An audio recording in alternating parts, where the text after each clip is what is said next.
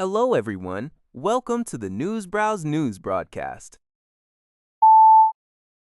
Al Jazeera reports that the International Monetary Fund has lowered its global economic growth forecast for the current year to 3.1%, down from an earlier projection of 3.3%.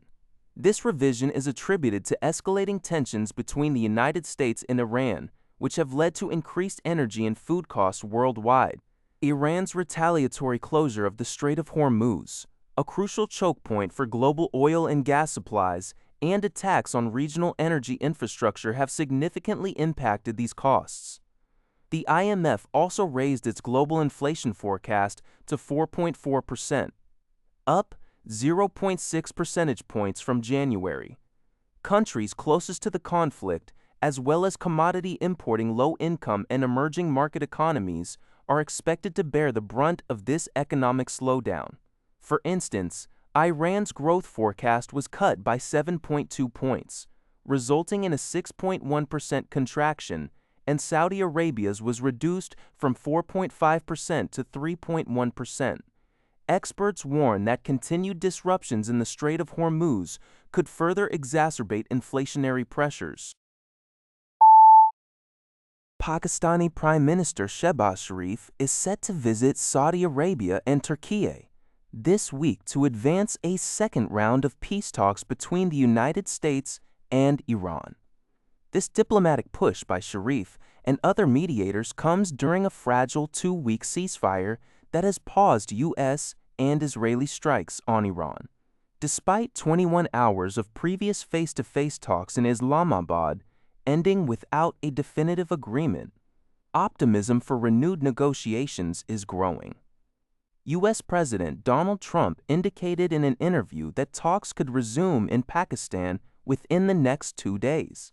Praising Pakistan's army chief, a diplomat involved confirmed that both Tehran and Washington have agreed to further discussions, with Islamabad and Geneva being considered as potential host cities.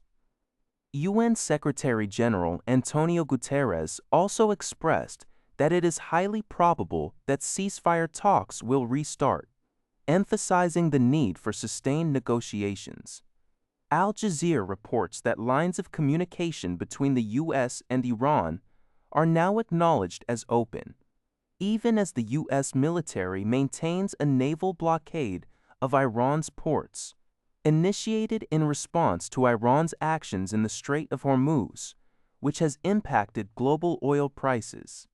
Iran's foreign minister reportedly discussed the potential talks with his Turkish counterpart. According to CENTCOM, the U.S. Central Command, CENTCOM, announced on Tuesday, April 14th, that almost 400 U.S. troops have been wounded in action following joint military strikes by the United States and Israel against Iran, which commenced on February 28th. CENTCOM spokesperson Tim Hawkins confirmed a total of 399 injuries, with 3 service members sustaining serious wounds. Encouragingly, 354 injured personnel have since returned to duty. The death toll from the conflict stands at 13. 7 of these deaths were hostile, while 6 troops were killed in an Iranian strike in Kuwait, and 1 service member died after being wounded in Saudi Arabia. Al Jazeera reports that the Spanish government, led by Prime Minister Pedro Sanchez, has approved an amnesty program that could provide legal status to an estimated 500,000 undocumented immigrants. This measure, passed by decree, sets Spain apart from many other European nations currently experiencing rising anti-immigration sentiments. Applications for a 1-year residency and work permit will open on April 16, 2026, and close on June 30, 2026. Applicants must have arrived in Spain before January 4, 2026, lived in the country for at least 5 months, and have no criminal record.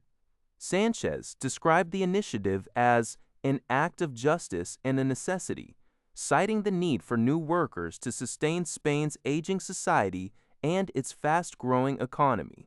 However, the plan has faced opposition from political rivals and civil servants, who expressed concerns about the lack of resources to manage the influx of applications. On Fox Business's The Claimant Countdown, Kyndryl CEO Martin Schroeter addressed the evolving landscape of cybersecurity, particularly in the wake of the artificial intelligence boom. He detailed the company's new offering, Sovereignty Solutioning, aimed at enhancing clients' control over their data and digital infrastructure. Schroeter also underscored the increasing cybersecurity threats, noting that advancements like Anthropic's Mythos are raising flags among security experts.